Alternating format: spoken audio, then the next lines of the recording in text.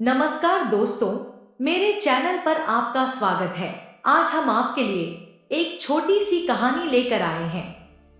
एक बार एक आदमी रेगिस्तान से गुजर रहा था। रास्ते से जाते जाते वह बस अपने आप से यही बोल रहा था कि कितनी बेकार जगह है, यह चारों तरफ बस मिट्टी ही मिट्टी है, यहाँ तो बिल्कुल भी हरियाली नहीं है। अब यहाँ हरियाली हो भी कैसे सकती है, यहाँ तो पानी का नामो निशान भी नहीं है। गर्मी के मौसम में तपती रेत पर वह आदमी जैसे जैसे आगे बढ़ रहा था, उसका गुस्सा भी बढ़ता ही जा रहा था। अंत में वह आसमान की तरफ गुस्से से देखकर बोला, क्या भगवान आप यहाँ पानी क्यों नहीं देते? यहाँ दूर दूर तक पानी का निशान तक नहीं है। अगर यहाँ पानी होता तो कोई भी इंसान यहाँ पर पेड़ पौधे उगा सकता था, और अगर यहाँ पर पेड़ों की वजह से कितनी हरियाली होती, तब यह जगह कितनी खूबसूरत बन जाती। ऐसा बोलकर वह बस आसमान की तरफ देखता रहा, मानो वह भगवान से उसके उत्तर की प्रतीक्षा कर रहा हो। तभी वहां पर एक चमत्कार हुआ। उस व्यक्ति के नजर झुकाते ही उसे अपने सामने एक कुआं नजर आने लगा, और वह व्यक्ति वहां पर उस इलाके में काफी समय से आ जा रहा था, पर आज तक उसने वहां कोई कुआं नहीं देखा था, क्योंकि वहां चारों तरफ बस मिट्टी ही मिट्टी थी, पानी तो वहां पर था ही नहीं। तो वह यह कुआं देख बहुत आश्चर्य में पड़ गया, और फिर दौड़कर उस कुएं के पास गया। वह कुआं लबालब पानी से भरा था। पानी देख वह बहुत खुश हुआ, और फिर उसने एक बार फिर से आसमान की तरफ देखा और भगवान से उस पानी के लिए धन्यवाद करने की बजाय वह बोला, पानी तो ठीक है, लेकिन इसे निकालने के लिए कोई उपाय भी तो होना चाहिए। अब आपने पानी दे दिया, पर इसको निकलना कैसे है? यहाँ पर दूर तक कुछ भी नहीं है तो मैं इसको निकलूंगा कैसे और अपनी प्यास कैसे बुझाऊंगा? ऐसा कहना ही था कि उसे कुएं के बगल में पड़ी रस्सी और बाल्टी दिख गई। यह सब देखकर उसे अपनी आंखों पर यकीन नहीं हुआ। वो कुछ घबराहट के साथ आसमान की तरफ देखकर बोला, लेकिन इस पानी को मैंने ढोना कैसे है? मैं इसको यहाँ से वहाँ दूर तक कैसे लेकर जाऊंगा? उसके लिए भी तो कुछ होना चाहिए, जिससे कि मैं यह वाला काम भी कर सकूं।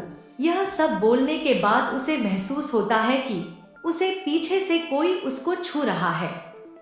जब वह पलट कर देखता है तो एक ऊंट उसके पीछे खड़ा था। अब इतना सब होने के बाद यह सब देखकर वह आदमी एकदम घबरा जाता है। अब उसे लगता है कि कहीं वह इस रेगिस्तान में हरियाली को लाने के काम में फंस ना जाए, और इस बार वह आसमान की तरफ देखे बिना ही बहुत तेज कदमों से आगे बढ़ने लगता है। अभी वह कुछ कदम आगे ही बढ़ा ही था कि एक उड़ता हुआ कागज का टुकड़ा उससे आकर चिपक जाता है। उस कागज के टुकड़े पर लिखा था कि मैंने तुम्हें पानी दिया, पानी को निकालने के लिए बाल्टी दी, रस्सी भी दी, उस पानी ढोने का साधन भी तुमको दिया, और अब तुम्हारे पास हर एक चीज है जो कि रेगिस्तान को हरा भरा बनाने के लिए चाहिए। अब सब कुछ तुम्हारे हाथ में है। वह आदमी यह सब पढ़कर वहां एक क्षण के लिए ठहरा, और अगले ही पल वह तेजी से आगे भागने लग गया, और वह रेगिस्तान कभी हरा भरा नहीं हो पाया। जानते हो क्यों? क्योंकि यह इंसान की आदत है शिकायत करने की। वह अपने सारे अधिकार बखूबी से जानता है, पर कर्तव्य नहीं जानता। जब कोई काम उसके मन के हिसाब से नहीं होता, तो वह हमेशा दोष देने लग जाता है कि यह काम सही नहीं हो रहा, यह ऐसा नहीं वैसा होना चाहिए। वह दूसरों को दोष देता है कि काम आपको करना नहीं आता।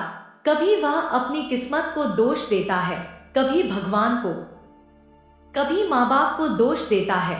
इस दोष देने के चक्कर में वह इस बात को भी भूल जाता है कि इंसान के अंदर वह शक्ति है कि अगर वह चाहे तो अपने हर सपने को पूरा कर सकता है।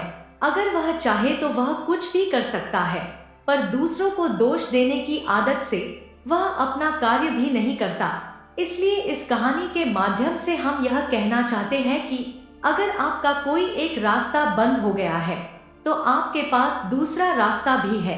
आप उस दूसरे काम को करने की कोशिश करो। क्योंकि भगवान हमेशा आपके साथ है। वह सिर्फ उनकी ही मदद करता है जो खुद कोशिश करते हैं। तो इस कहानी से आपको कुछ अच्छा सीखने को मिला होगा। ऐसे ही कुछ नई नई कहानी आपके लिए हम लेकर आते रहेंगे।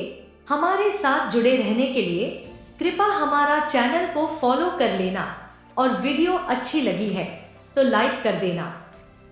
खुश रहो, हमेशा हंसते रहो। धन्यवाद। जय बालाजी।